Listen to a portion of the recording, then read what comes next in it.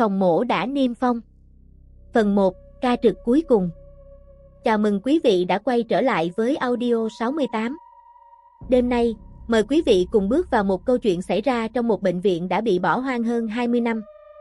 Nơi ấy có một căn phòng mổ chưa từng được tháo niêm phong, dù cả tòa nhà đã mục nát theo thời gian. Người ta không khóa nó vì sợ có kẻ đột nhập, mà vì sợ có thứ gì đó bước ra. Nếu đã sẵn sàng, hãy tắt bớt đèn, đeo tai nghe và cùng Audio 68 bắt đầu câu chuyện. Phòng mổ đã niêm phong. Tháng 11 năm 2025. Mưa lất phất suốt từ sáng sớm. Bệnh viện Trung Sơn nằm ở ngoại ô thành phố, sau hơn 20 năm bỏ hoang, chỉ còn là một khối bê tông xám xịt phủ đầy dây leo. Những ô cửa kính vỡ loang lổ như hốc mắt của một người khổng lồ đã chết từ rất lâu. Ngày hôm đó, một công ty xây dựng nhận hợp đồng phá dỡ toàn bộ khu nhà A để xây trung tâm điều trị mới. Trước khi máy xúc tiến vào, toàn bộ hệ thống điện phải được kiểm tra lần cuối nhằm bảo đảm không còn nguồn điện ngầm nào hoạt động. Người được giao nhiệm vụ ấy là Nguyễn Minh, 32 tuổi, kỹ thuật viên điện. Minh không tin chuyện ma quỷ. Anh từng sửa điện ở nghĩa trang, nhà xác, thậm chí cả khu điều trị bệnh truyền nhiễm cũ. Với anh, điều đáng sợ nhất luôn là dây điện hở hoặc máy biến áp phát nổ. Còn ma, anh chỉ cười. Chiếc xe bán tải dừng trước cổng bệnh viện lúc gần 9 giờ sáng. Tấm bảng sắt rỉ sét vẫn còn treo nghiêng. Bệnh viện Trung Sơn. Phía dưới là dòng chữ đã mờ gần hết. Ngừng hoạt động từ năm 2003. Một người đàn ông lớn tuổi mặc đồng phục bảo vệ bước ra mở cổng. Ông khoảng ngoài 60. Mái tóc bạc gần hết. Ánh mắt mệt mỏi. Ông nhìn Minh một lúc rồi hỏi. Cậu là kỹ thuật viên? Vâng. Làm xong thì về trước 5-6 giờ. Minh hơi ngạc nhiên. Sao phải đúng 6 giờ? Ông bảo vệ không trả lời ngay. Ông châm điếu thuốc, nhìn về phía khu nhà A. Ở đây đêm xuống không nên ở lại. Minh cười. Cháu chỉ kiểm tra điện thôi. Ngày xưa ai cũng nói như cậu. Không khí bỗng im lặng. Tiếng gió thổi xuyên qua những hành lang trống tạo thành âm thanh rít dài như tiếng người thở. Minh kéo vali dụng cụ xuống xe. Ngay khi bước qua cổng bệnh viện, anh có cảm giác nhiệt độ giảm hẳn vài độ. Không khí bên trong lạnh bất thường. Dù bên ngoài gần 30 độ. Anh tự nhủ chắc do tòa nhà quá nhiều bê tông và ít ánh nắng. Không có gì lạ. Ít nhất lúc ấy anh vẫn nghĩ như vậy. Khu nhà A gồm 5 tầng. Bên ngoài phủ đầy rêu xanh. Những biển chỉ dẫn đã bong tróc. Khoa ngoại. Khoa cấp cứu. Khoa gây mê. Khu phẫu thuật. Minh mở bảng vẽ hệ thống điện. Nguồn điện chính đã bị cắt từ nhiều năm trước. Nhưng theo hồ sơ, vẫn còn một máy phát dự phòng ở tầng hầm. Anh cần xác nhận nó đã ngừng hoạt động hoàn toàn. Một nhóm công nhân đang tháo cửa sắt tầng 1. Một người trẻ gọi với. Anh Minh. Gì vậy? Đừng lên tầng 4. Sao? Có phòng bị niêm phong. Cấm vào. Có lệnh. Minh nhíu mày. Phòng gì? Phòng mổ số 7. Người công nhân vừa nói xong thì một người quản lý lập tức quát. Đừng có nhiều chuyện. Cậu ta im bặt. Minh càng tò mò hơn. Anh đã từng làm ở nhiều bệnh viện bỏ hoang. Có phòng cách ly. Có kho hóa chất. Có phòng chứa chất phóng xạ. Nhưng đây là lần đầu tiên anh nghe đến chuyện một phòng mổ bị niêm phong suốt hơn 20 năm. Đến gần trưa, Minh kiểm tra xong tầng hầm. Máy phát điện đã hỏng hoàn toàn. Không có dấu hiệu hoạt động. Anh ghi chép vào sổ. Khi đi ngang khu hành lang cũ, anh bất ngờ nhìn thấy một cánh cửa thép màu xanh đậm. Khác hẳn những cánh cửa còn lại. Trên cửa dán 3 lớp niêm phong. Lớp ngoài cùng đã ngã vàng. Con dấu đỏ vẫn còn rõ. Bên trên ghi. Cấm mở khi chưa có lệnh. Phía dưới. Phòng mổ số 7. Minh đứng nhìn khá lâu. Điều khiến anh chú ý không phải tờ niêm phong, mà là ổ khóa. Không hề có một hạt bụi. Giống như vẫn có người lau chùi mỗi ngày. trong khi cả tầng phủ kín mạng nhện. Anh đưa tay chạm nhẹ lên ổ khóa. Lạnh buốt, không giống kim loại, mà giống như chạm vào một cục nước đá. Đúng lúc ấy, cạch, một âm thanh rất nhỏ vang lên từ bên trong. Minh lập tức áp tai lên cửa. Im lặng. Anh nghĩ có lẽ là chuột, hoặc gỗ co giãn. Đang định quay đi thì cộc, cộc. Hai tiếng gõ rõ ràng, đều nhau, như có ai đó dùng khớp ngón tay gõ từ phía bên kia cánh cửa. Minh khựng lại. Cả hành lang hoàn toàn yên tĩnh. Không có tiếng người, không có gió. Chỉ còn hai tiếng gõ ấy vẫn vang lên rất chậm. Cộc, cộc. Máu trong người Minh như lạnh đi. Anh lùi lại một bước, rồi tự ép mình bình tĩnh. Có người mắc kẹt sao? Anh lớn tiếng. Trong đó có ai không? Không một lời đáp. Chỉ vài giây sau, một âm thanh khác vang lên. Không còn là tiếng gõ, mà giống như có một vật nặng đang bị kéo lê trên nền gạch lạnh phía sau cánh cửa. Âm thanh kéo lê chỉ kéo dài chừng 5-6 giây rồi đột ngột dừng lại. Hành lang lại chìm vào im lặng. Minh đứng bất động trước cánh cửa phòng mổ số 7, tay vẫn nắm chặt chiếc đèn pin. Hơi thở của anh bắt đầu gấp hơn một chút, nhưng không phải vì sợ. Ít nhất, anh vẫn tự nhủ như vậy. Chắc là ống nước. Anh lẩm bẩm để trấn an chính mình. Những công trình bỏ hoang lâu năm thường phát ra đủ loại âm thanh kỳ lạ. Kim loại co giãn, đường ống mục nát, chuột hoặc mèo hoang. Tất cả đều có thể tạo nên những tiếng động khiến người ta tưởng tượng quá mức. Nghĩ vậy, Minh cúi xuống quan sát khe cửa. Khe hẹp đến mức gần như kín hoàn toàn. Không có ánh sáng lọt ra. Không có gió. Không có dấu hiệu cho thấy bên trong từng có người. Anh lấy điện thoại chụp vài tấm ảnh cánh cửa rồi quay xuống tầng 1. Vừa đi được vài bước, anh gặp lại người bảo vệ già. Ông đang xách một ấm nước sôi lên phòng trực. Thấy Minh đi từ khu hành lang phẫu thuật xuống, khuôn mặt ông lập tức thay đổi. Cậu vừa lên tầng 4. Dạ. Có đến phòng số 7 không? Có. Ông im lặng. Nghe thấy gì không? Minh cười. Hình như có chuột. Người bảo vệ không cười theo. Ông nhìn chằm chằm vào Minh rất lâu rồi hỏi nhỏ. Nó gõ mấy lần? Nụ cười trên môi Minh tắt hẳn. Sao bác biết có tiếng gõ? Ông không trả lời. Chỉ quay lưng bước vào phòng trực. Minh đi theo. Phòng trực rộng chưa đầy 10 mét vuông.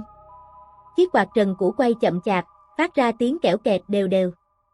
Trên tường treo hàng chục chìa khóa đã rỉ sét, mỗi chiếc đều gắn thẻ tên các khoa. Điều lạ là không có chìa nào ghi phòng mổ số 7. Ông bảo vệ rót 2 ly trà nóng. Cậu tên gì? Minh. Tôi là Hòa. Minh nhận ly trà. Bác làm ở đây lâu chưa? Gần 30 năm.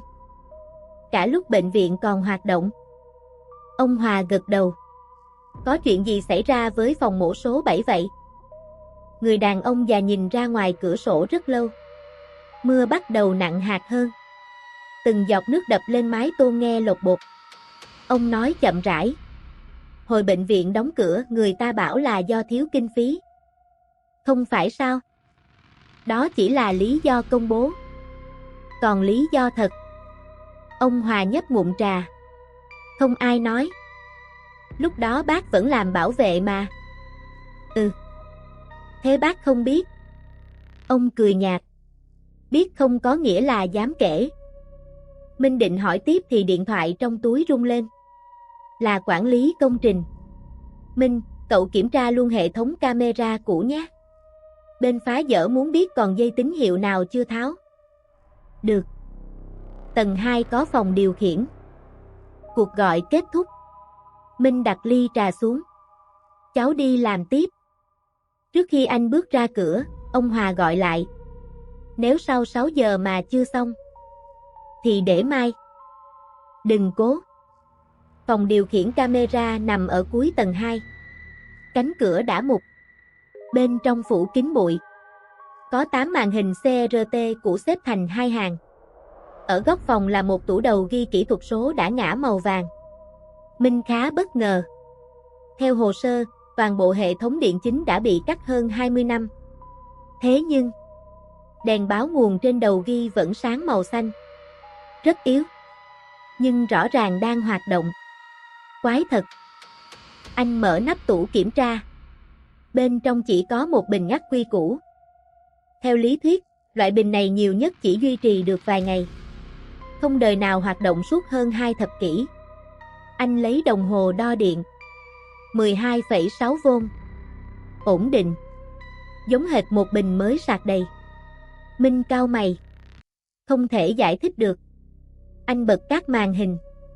Từng chiếc một sáng lên. Ban đầu chỉ là nhiễu. Sau đó, hình ảnh xuất hiện. Camera số 1. Sảnh chính. Trống. Camera số 2.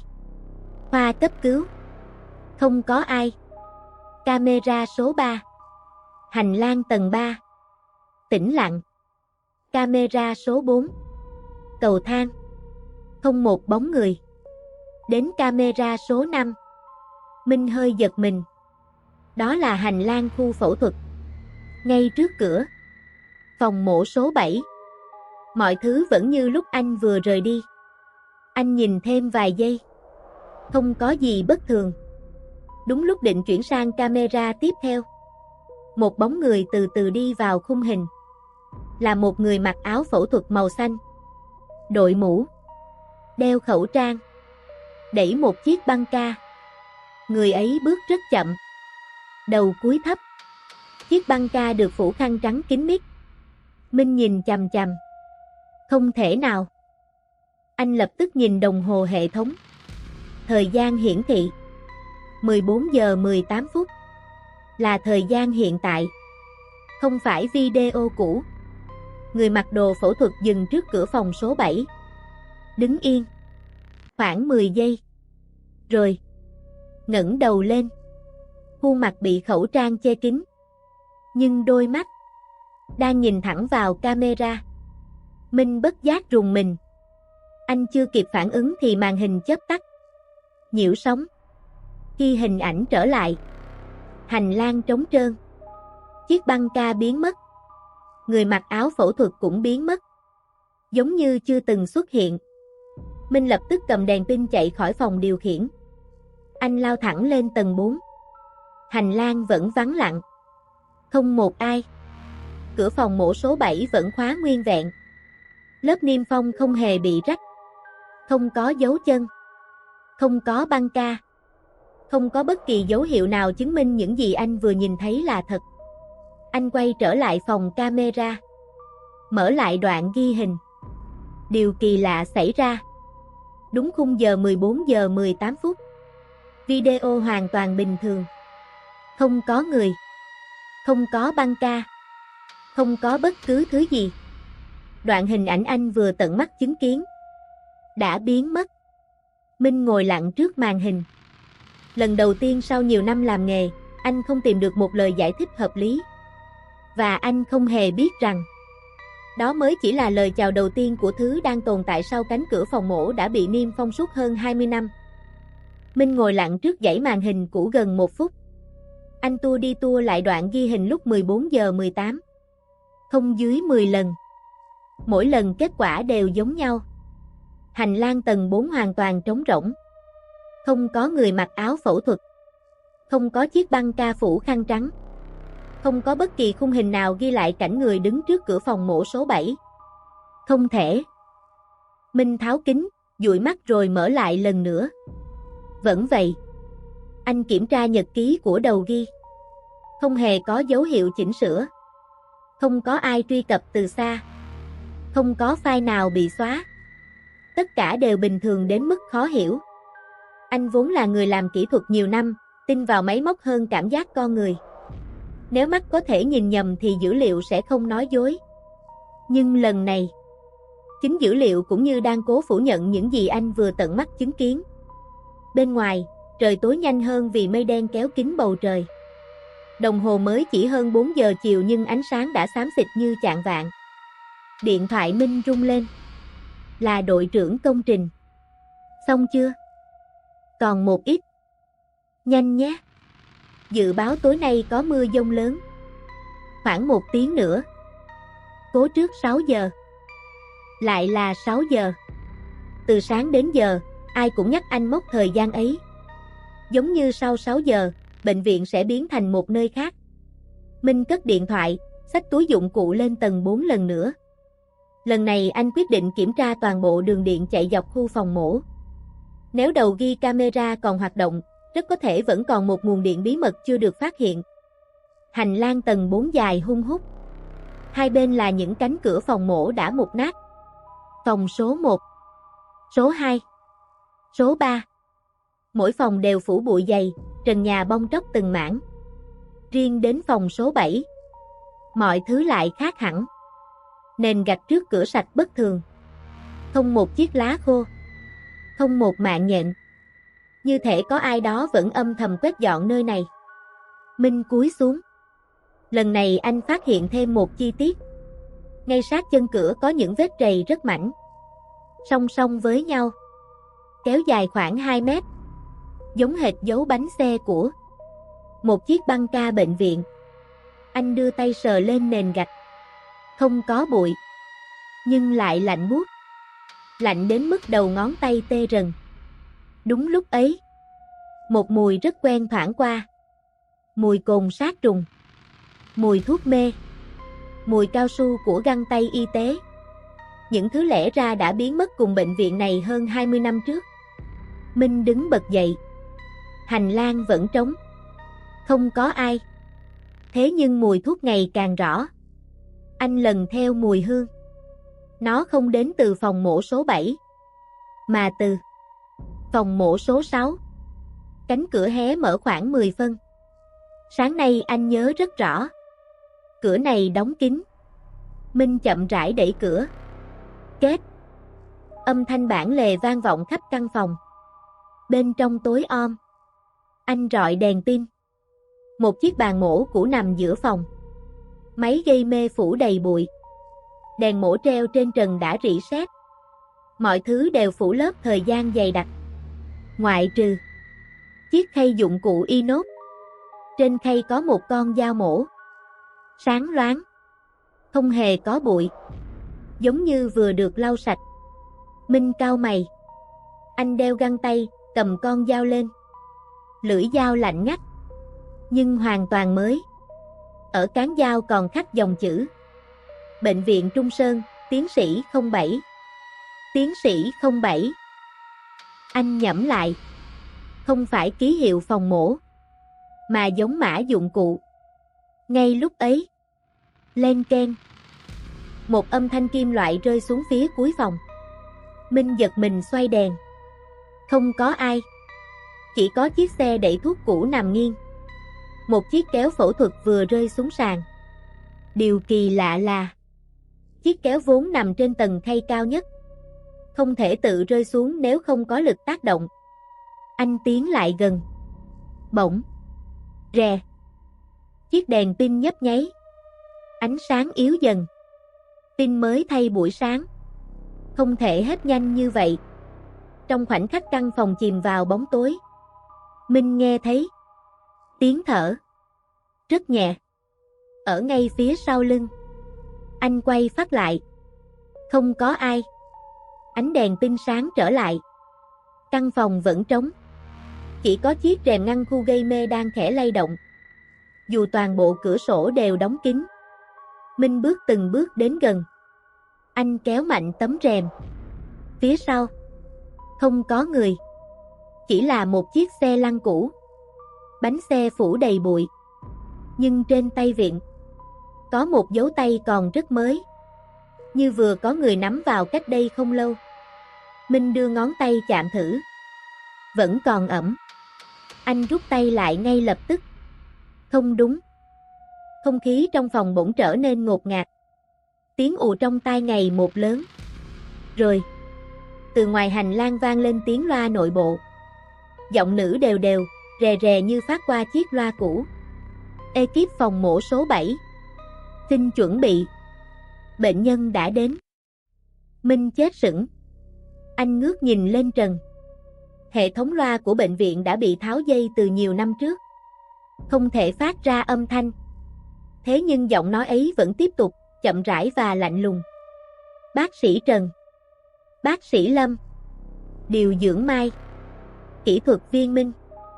Vui lòng vào phòng mổ. Đồng tử Minh co rút. Tên của anh. Rõ ràng. Từng chữ một. Trong hồ sơ công trình, anh chỉ mới đến bệnh viện này từ sáng nay. Không ai ở đây ngoài đội thi công biết tên anh.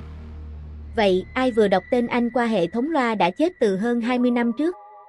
Một giọt mồ hôi lạnh chảy dọc sống lưng. Lần đầu tiên kể từ khi bước chân vào bệnh viện Trung Sơn, Minh không còn tin rằng tất cả chỉ là sự trùng hợp nữa. Và ngay lúc anh định rời khỏi phòng mổ số 6, từ cuối hành lang, nơi phòng mổ số 7 đang bị niêm phong, vang lên tiếng bánh xe băng ca lăn chậm rãi trên nền gạch. Cạch, cạch, cạch. Âm thanh ấy mỗi lúc một gần hơn, nhưng hành lang phía trước vẫn hoàn toàn trống rỗng. Âm thanh bánh xe lăn trên nền gạch vang lên đều đặn. Cạch, cạch, cạch. Mỗi tiếng động đều khô khốc, nặng nề, giống hệt bánh xe cao su cũ đã mòn gần hết lớp gai.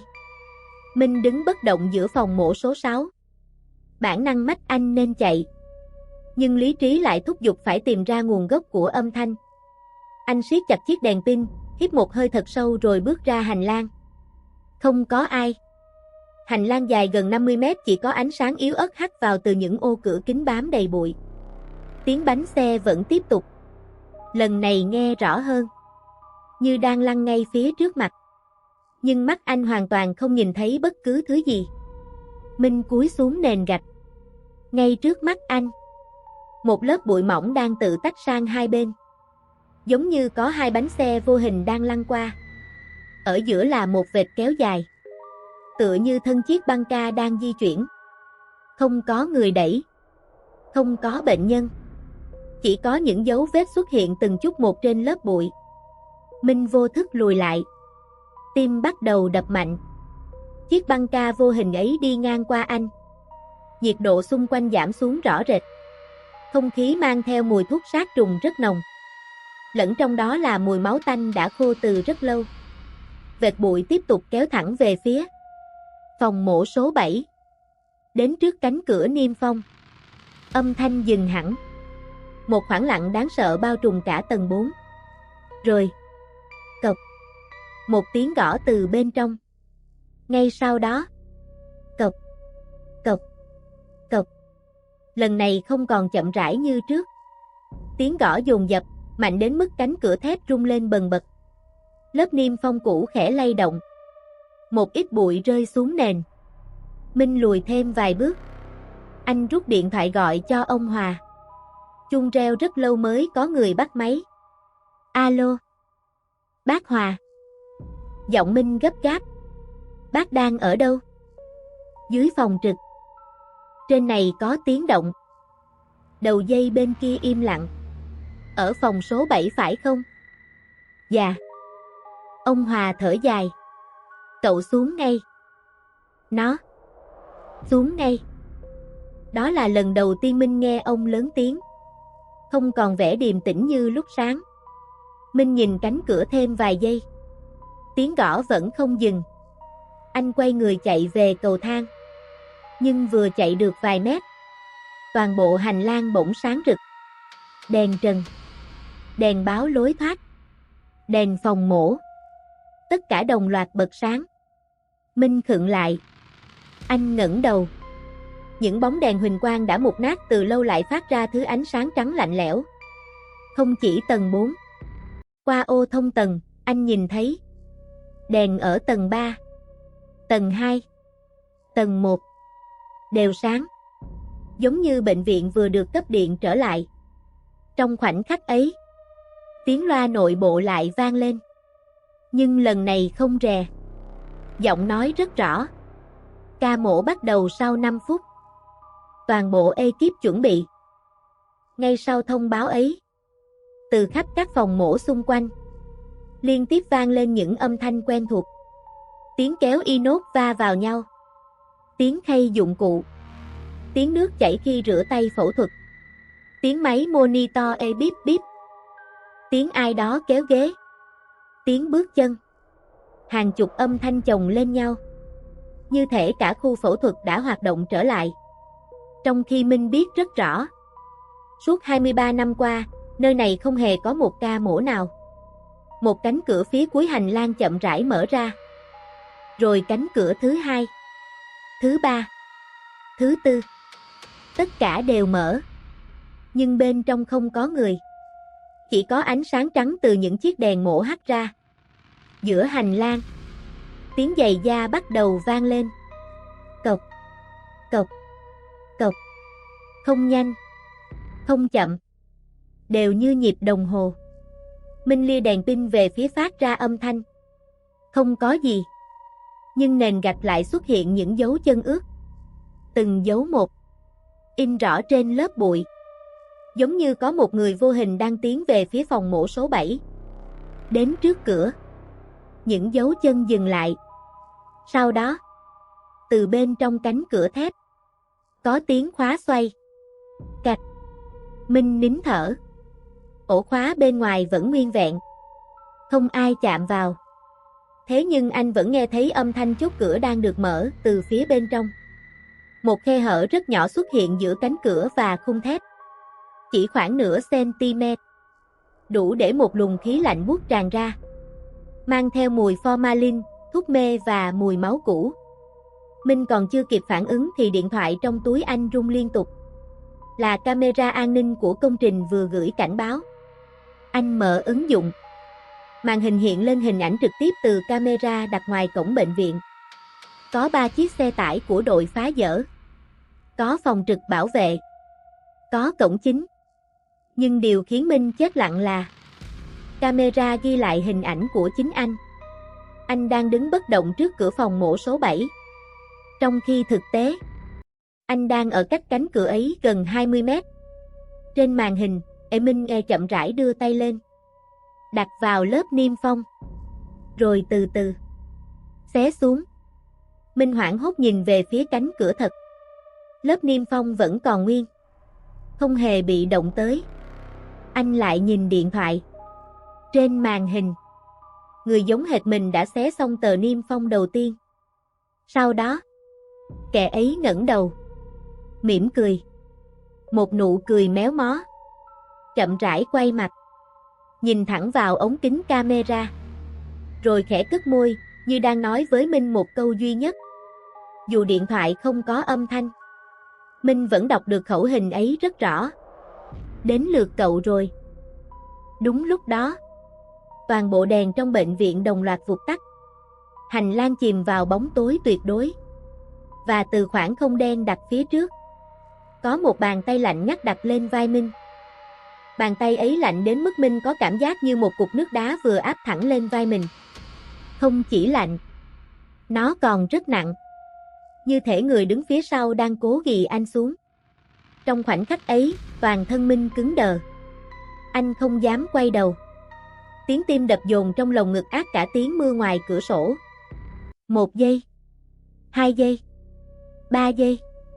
Bàn tay vẫn đặt trên vai. Minh nghiến răng, lấy hết can đảm xoay người thật nhanh. Ánh đèn pin quét một vòng. Không có ai. Chỉ có khoảng hành lang tối đen kéo dài đến tận cuối dãy. Bàn tay đã biến mất. Nhưng trên vai áo bảo hộ của anh lại hiện rõ 5 vệt nước. 5 dấu ngón tay. Như vừa có người bước ra từ một nơi lạnh buốt rồi chạm vào. Minh vội cởi áo khoác, soi kỹ. Những dấu tay ấy nhỏ hơn tay đàn ông. Các ngón tay thon dài. Ở đầu ngón còn có vết đỏ sẫm giống màu thuốc sát trùng pha lẫn máu đã khô. Anh đưa tay chạm thử. Vết nước vẫn còn lạnh. Không phải do mưa, mà lạnh như vừa lấy ra từ ngăn đá. Một tia chớp lóe lên ngoài cửa kính. Ánh sáng chỉ kéo dài chưa đến 1 giây. Nhưng cũng đủ để Minh nhìn thấy. Ở cuối hành lang, có một bóng người mặc áo blue trắng. Đứng yên. Hai tay buông thõng. Khuôn mặt bị bóng tối che khuất. Đến khi sấm nổ vang, bóng người ấy đã biến mất. Minh không chần chừ thêm. Anh chạy thẳng xuống cầu thang. Tiếng bước chân của chính mình vang vọng trong khoảng không tĩnh mịch. Nhưng chỉ sau vài bậc cầu thang, anh nhận ra một điều bất thường. Có tiếng bước chân thứ hai. Không nhanh, không chậm, luôn cách anh đúng một nhịp. Anh dừng. Tiếng bước chân cũng dừng. Anh chạy. Tiếng ấy lập tức chạy theo. Giống như có một người vô hình đang bám sát phía sau. Minh không dám quay đầu. Anh lao xuống tầng 3. Rồi tầng 2. Đến khi còn cách tầng 1 khoảng 10 bậc. Mọi âm thanh đột nhiên biến mất. Yên lặng đến đáng sợ. Phòng trực bảo vệ vẫn sáng đèn. Ông Hòa đang đứng trước cửa như thể đã chờ sẵn. Thấy Minh, ông lập tức kéo anh vào trong rồi đóng sầm cửa. Cậu gặp gì rồi? Minh thở hổn hển. Ca. Không biết. Anh kể lại tất cả. Từ tiếng gõ cửa, đoạn camera, tiếng loa, đến bàn tay đặt lên vai. Ông Hòa lặng người. Một lúc lâu sau mới chậm rãi mở chiếc tủ sắt cũ phía sau bàn. Trong ngăn dưới cùng là một hộp hồ sơ đã ố vàng. Ông lấy ra một tấm ảnh đen trắng. Nhìn đi. Minh cầm lấy. Đó là ảnh chụp tập thể ekip phòng mổ. Khoảng 12 người. Bác sĩ, điều dưỡng, kỹ thuật viên gây mê. Tất cả đều đứng trước phòng mổ số 7. Bức ảnh có ghi ngày chụp. Ngày 18 tháng 9 năm 2002. Minh nhìn kỹ từng khuôn mặt. Đến người đứng ngoài cùng bên phải. Anh khựng lại. Đó chính là người mặc đồ phẫu thuật mà anh đã nhìn thấy trên camera. Dù khuôn mặt trong ảnh còn trẻ hơn, nhưng đôi mắt ấy không thể nhầm lẫn. Bác biết người này? Minh hỏi. Ông Hòa gật đầu. Bác sĩ nội trú. Ông ấy đâu rồi? Chết. Còn những người khác? Ông Hòa nhìn xuống tấm ảnh. Giọng trầm hẳn. Đều chết. Toàn bộ. Không còn ai sống. Minh rùng mình. Nếu họ chết hết, thì người trên camera là ai? Ông Hòa không trả lời. Ông chỉ lấy thêm một phong bì cũ. Bên ngoài ghi: không được mở nếu phòng mổ số 7 còn niêm phong. Ông nhìn Minh. Đáng lẽ tôi không nên đưa cái này cho cậu. Nhưng có lẽ nó đã chọn cậu rồi. Minh nhận phong bì. Giấy đã ngã vàng theo thời gian.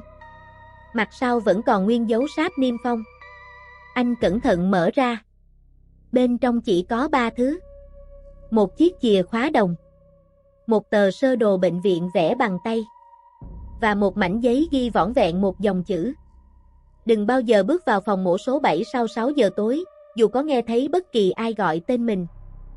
Minh nhìn đồng hồ. Kim phút vừa nhích sang con số 12. 18 giờ 00. Đúng lúc ấy, từ chiếc loa nội bộ cũ kỹ trong phòng trực, vốn đã bị tháo dây điện từ nhiều năm trước, một giọng nữ nhẹ nhàng vang lên. Rõ ràng, không hề bị rè. Kỹ thuật viên Nguyễn Minh. Ca trực của anh bắt đầu. Ông Hòa tái mét. Ông lao tới giật cầu giao tổng của phòng trực. Điện tắt phục. Nhưng giọng nói ấy vẫn tiếp tục vang lên trong bóng tối. Ở ngay sau lưng hai người. Xin mời vào phòng mổ số 7. Giọng nói vừa dứt, căn phòng trực chìm vào một khoảng lặng nặng nề. Dù ông Hòa đã kéo cầu dao xuống, chiếc loa cũ trên tường vẫn phát ra tiếng rè rè như còn có dòng điện chạy qua. Minh nắm chặt chiếc đèn pin. Anh quay một vòng khắp căn phòng. Không có ai. Cửa chính vẫn khóa. Cửa sổ đều được chốt từ bên trong. Tiếng mưa bên ngoài càng lúc càng lớn, gió đập những cành cây khô vào khung kính nghe lạch cạch như có người gõ cửa. Ông Hòa nuốt khan. Giọng ông run hơn hẳn lúc chiều. Nó biết tên cậu. Minh nhìn ông. Rốt cuộc, nó là ai? Người bảo vệ già lắc đầu. Tôi không biết. Nhưng 23 năm trước, tôi cũng từng nghe câu nói đó. Ông Hòa châm một điếu thuốc. Bàn tay cầm bật lửa run đến mức phải bật 3 lần ngọn lửa mới cháy. Ông nhìn ra màn mưa trắng xóa ngoài cửa sổ. Ngày 18 tháng 9 năm 2002 là ca trực đêm của tôi. Lúc ấy, Bệnh viện Trung Sơn là bệnh viện ngoại khoa lớn nhất khu vực. Khu phẫu thuật tầng 4 hoạt động suốt ngày đêm. Riêng phòng mổ số 7 chỉ dùng cho những ca đặc biệt. Không phải vì thiết bị hiện đại hơn, mà vì nó được xây tách biệt với 6 phòng còn lại. Tường dày gần 1 mét, cửa thép 2 lớp, hệ thống điện độc lập, có máy phát riêng. Ngay cả hệ thống oxy và hút chân không cũng không dùng chung với toàn khu.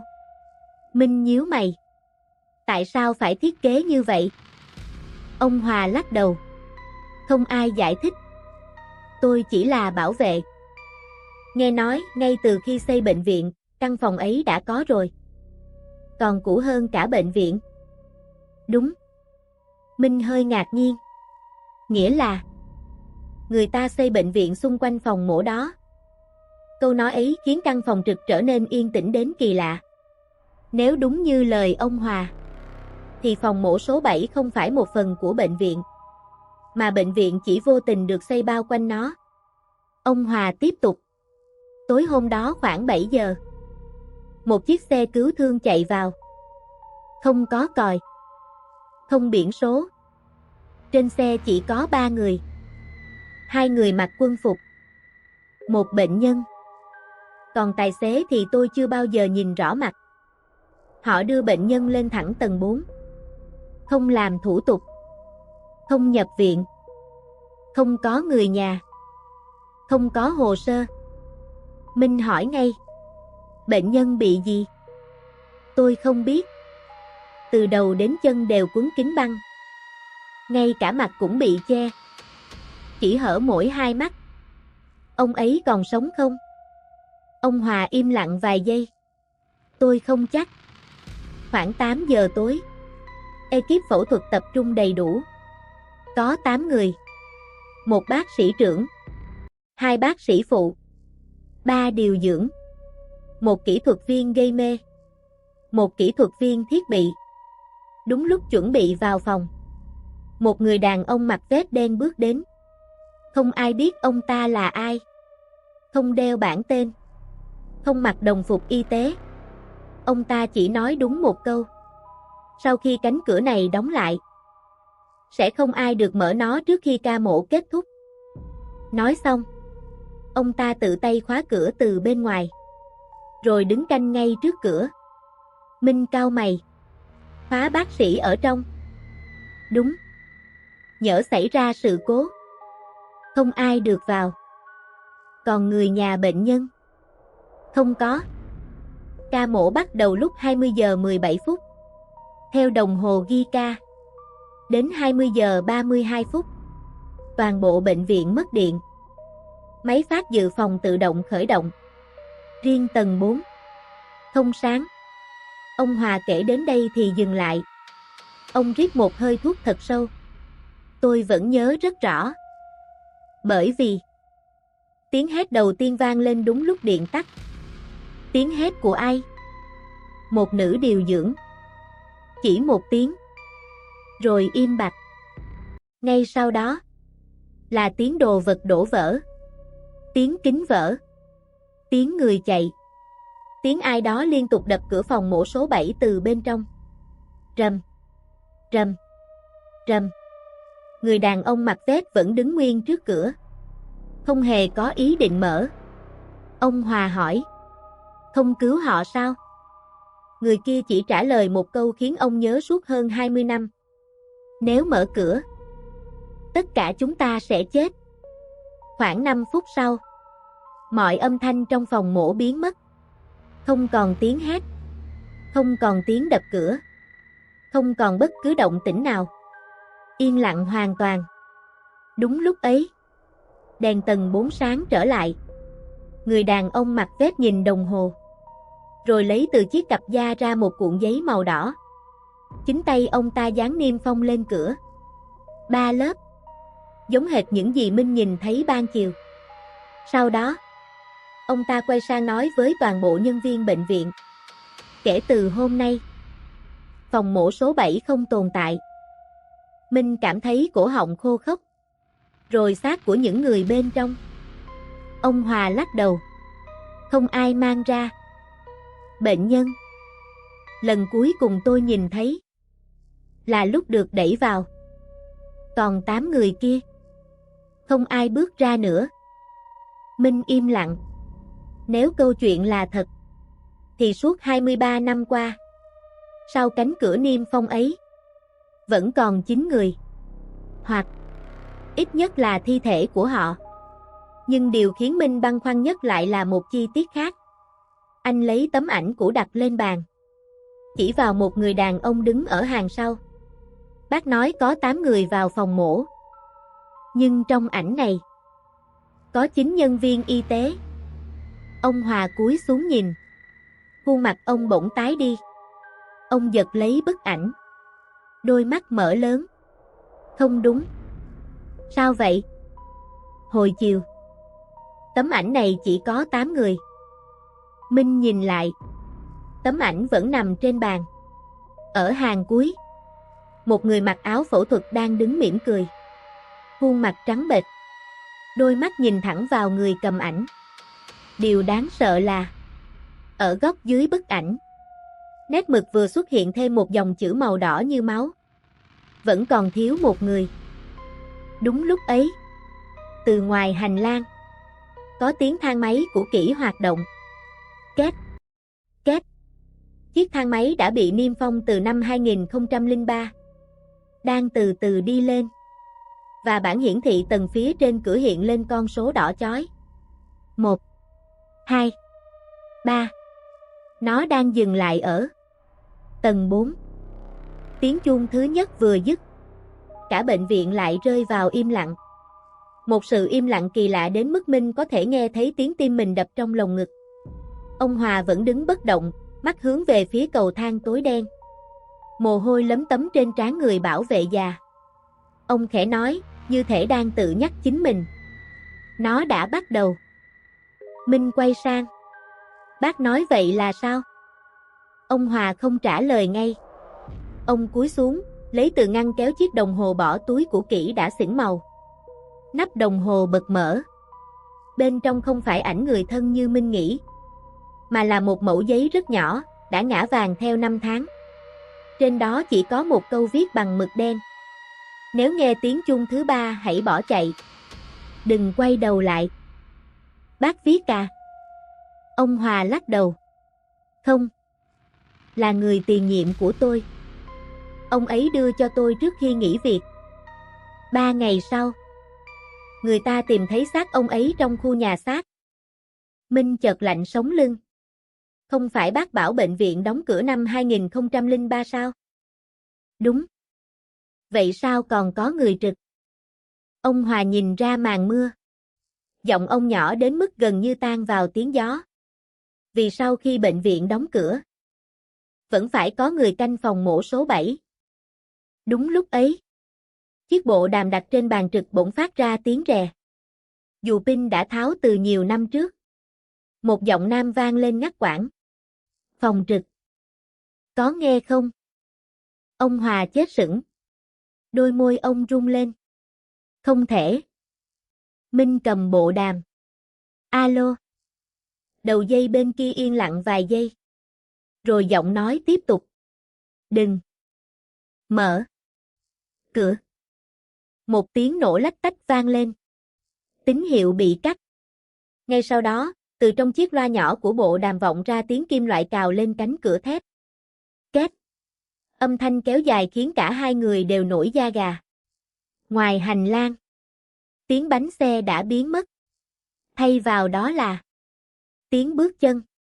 Không phải một người, mà rất nhiều người. Tiếng giày bác sĩ. Tiếng guốc của điều dưỡng. Tiếng xe đẩy thuốc.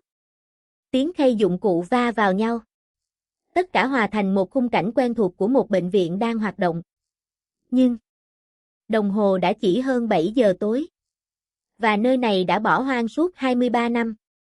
Minh hé cửa phòng trực. Hành lang tầng 1 vẫn tối om. Không có ai. Thế nhưng, tiếng nói chuyện vẫn vang lên rất rõ.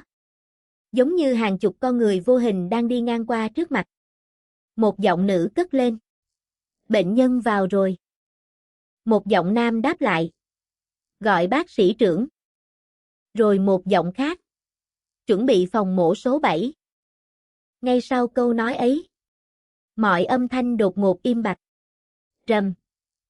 Một tiếng đóng cửa vang lên từ tầng 4. Mạnh đến mức cả tòa nhà rung nhẹ. Ông Hòa từ từ buông vai xuống. Ông biết âm thanh ấy. 23 năm trước. Chính tiếng cửa đó đã khép lại sau lưng chính con người. Và kể từ đêm ấy, không ai còn nhìn thấy họ nữa. Ông quay sang Minh. Ánh mắt đầy mệt mỏi. Cậu còn muốn tiếp tục không? Minh cúi nhìn chiếc chìa khóa đồng trong tay. Rồi nhìn tấm sơ đồ bệnh viện.